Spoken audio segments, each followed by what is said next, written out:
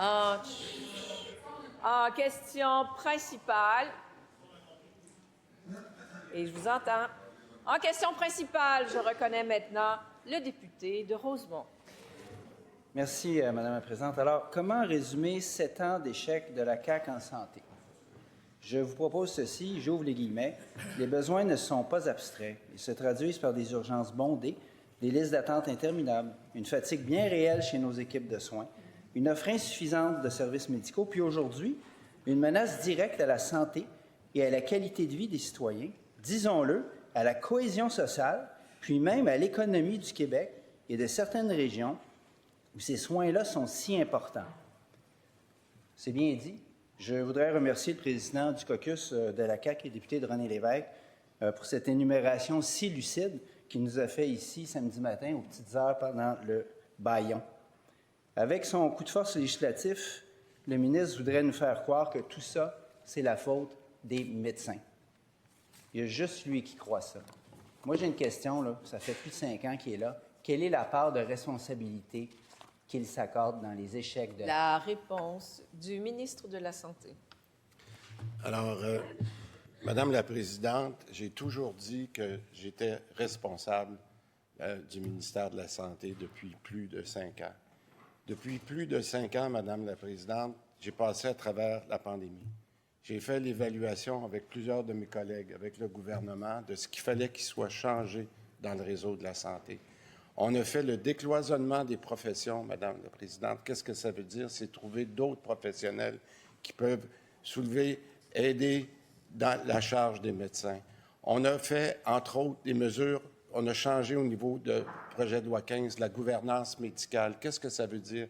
C'est d'être capable d'aller plus au fond des problèmes dans chacune de nos régions pour bien évaluer les besoins de la population. On a fait des changements importants au niveau de la main-d'œuvre indépendante. Si on n'avait pas ces choses-là, on n'avait pas fait ces grands projets-là, on n'aurait pas été capable de se relever aussi rapidement de la pandémie, Madame la Présidente. Mais maintenant qu'on a fait un plan de santé qu'on est en train d'appliquer, on le voit que les choses s'améliorent. Peut-être que l'opposition ne veut pas en prendre connaissance parce que c'est trop facile de blâmer. Mais nous, on le voit et on le sait que les Québécois s'en rendent compte de par les commentaires que je reçois tous les jours. Première complémentaire. On peut bien viser les médecins comme le fait le gouvernement, commencé par le premier ministre, puis le ministre de la Santé depuis des années maintenant. Visiblement, c'est contre-productif. Le fait est que, notamment dans les salles d'opération, le plus clair du temps, les décisions de stopper les opérations ou de les ralentir, ça vient d'une directive de Santé Québec. Ça vient de Santé Québec qui dit aux CIUS et aux CIS de ralentir et de ne pas en faire plus. Elle est où la responsabilité du ministre là-dedans? Ça va être encore la faute des autres? La réponse du ministre.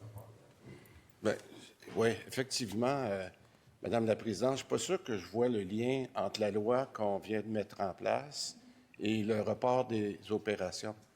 Madame la Présidente, j'ai expliqué tout à l'heure qu'on essayait de trouver des arrangements, entre autres avec la Fédération des médecins spécialistes sur l'IPAM, pour être capable de libérer des sommes, pour être capable de faire plus rapidement des opérations, notamment dans les heures défavorables, sans avoir encore une fois à payer des primes de soir, des primes de fin de semaine.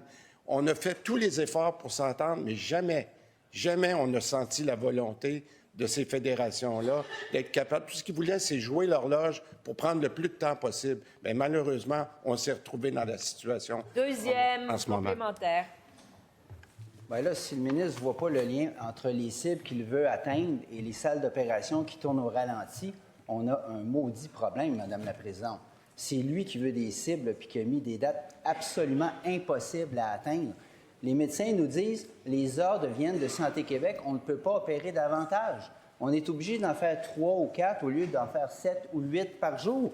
Ce que le ministre va imposer une amende à Santé Québec parce qu'effectivement, Santé Québec ralentit la prestation de soins au Québec? La réponse du ministre. Écoutez, Madame la Présidente, là, je veux juste qu'on soit très clair par rapport à sa question.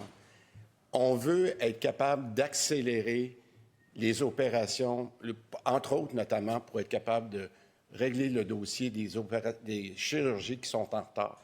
On a réussi à le baisser de plus des 2/3. Plus de 60 des opérations, des chirurgies qui sont en retard de plus qu'1 an, on a réussi à les éliminer. Ce que je dis, Madame la Présidente, c'est que si on avait pu s'entendre avec la FMSQ pour libérer l'argent de l'IPAM le plus rapidement possible, on aurait été encore plus avancé aujourd'hui. C'est ça la réalité, Madame la Présidente. Alors, on peut entendre ce qu'on veut des partis d'opposition, mais la réalité, je m'excuse d'être aussi transparent.